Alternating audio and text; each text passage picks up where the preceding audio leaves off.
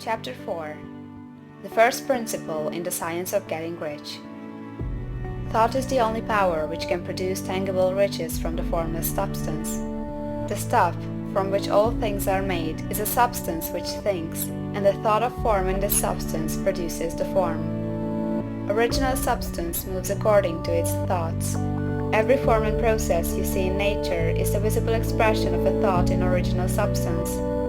As the formless stuff thinks of a form, it takes that form. As it thinks of a motion, it makes that motion. That is the way all things were created. We live in a thought world, which is part of a thought universe. The thought of a moving universe extended throughout formless substance, and the thinking stuff moving according to that thought took the form of systems of planets and maintains that form. Thinking substance takes the form of its thought and moves according to the thought. Holding the idea of a circling system of suns and worlds, it takes the form of these bodies and moves them as it thinks. Thinking the form of a slow-growing oak tree, it moves accordingly and produces the tree, though centuries may be required to do the work. In creating, the formless seems to move according to the lines of motion it has established. The thought of an oak tree does not cause the instant formation of a full-grown tree, but it does start in motion the forces which will produce the tree along the established lines of growth. Every thought of form, held in thinking substance, causes the creation of the form, but always, or at least generally, along lines of growth and action already established. The thought of a house of a certain construction, if it were impressed upon formless substance, might not cause the instant formation of the house, but it would cause the turning of creative energies already working in trade and commerce into such channels as to result in the speedy building of the house.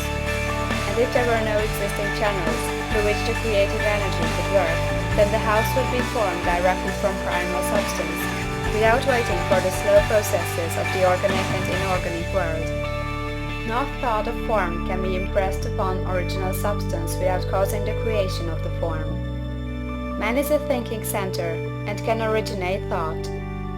All the forms that man fashions with his hands must first exist in his thought. He cannot shape a thing until he has thought that thing. And so far man has confined his efforts wholly to the work of his hands.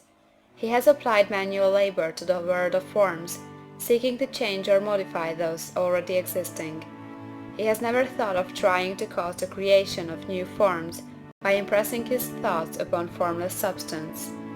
When man has a thought form, he takes material from the forms of nature, and makes an image of the form which is in his mind. He has so far made little or no effort to cooperate with formless intelligence, to work with the Father. He has not dreamed that he can do what he sees the Father doing. Man reshapes and modifies existing forms by manual labor.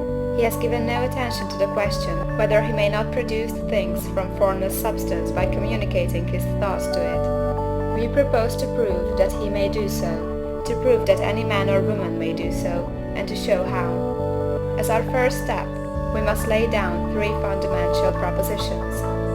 First, we assert that there is one original formless stuff, or substance, from which all things are made. All the seemingly many elements are but different presentations of one element. All the many forms found in organic and inorganic nature are but different shapes, made from the same stuff. And this stuff is thinking stuff. The thought held in it produces the form of the thought.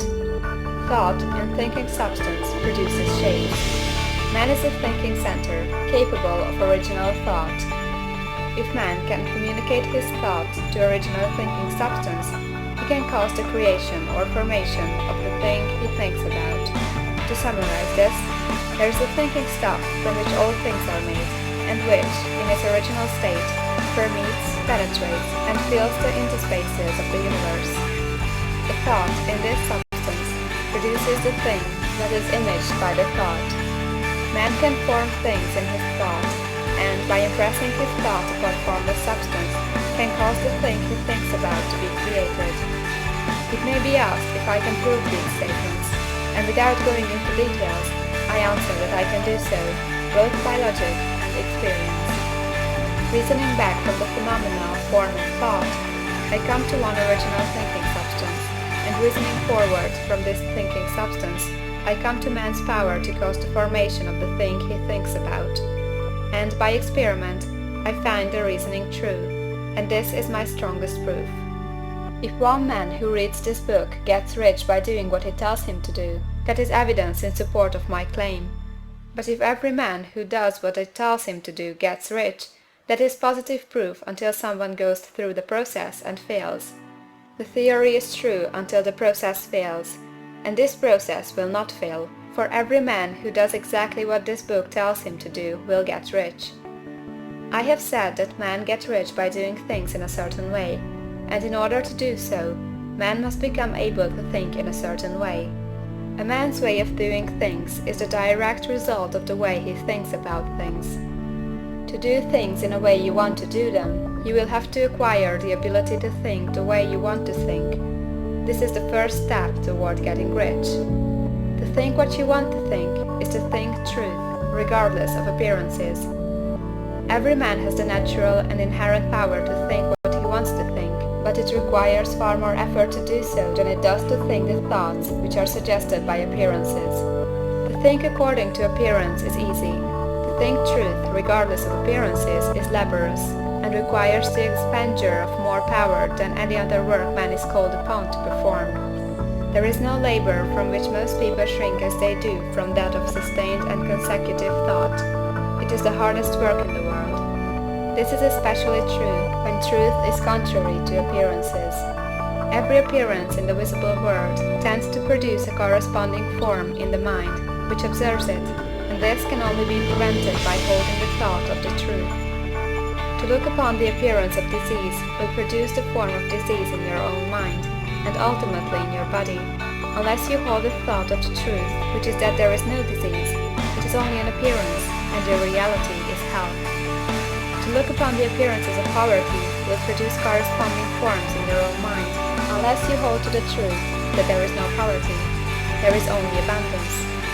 To think health when surrounded by the appearances of disease, or to think riches when in the midst of appearances of poverty, requires power.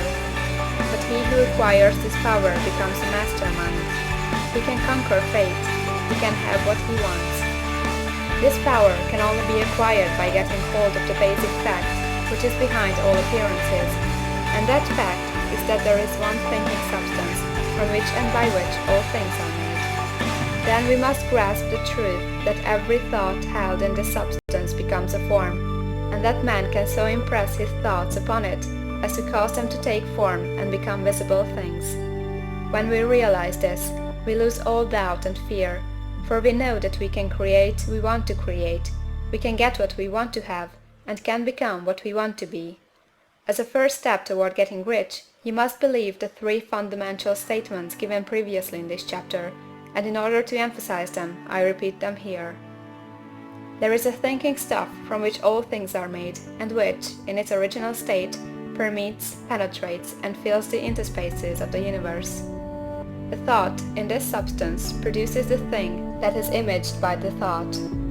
Man can form things in his thought, and, by impressing his thought upon formless substance, can cause the thing he thinks about to be created.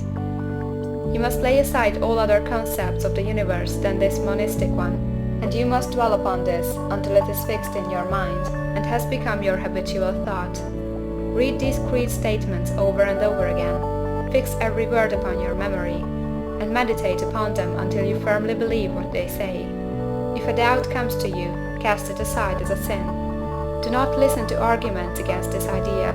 Do not go to churches or lectures where a contrary concept of things is taught or preached. Do not read magazines or books which teach a different idea.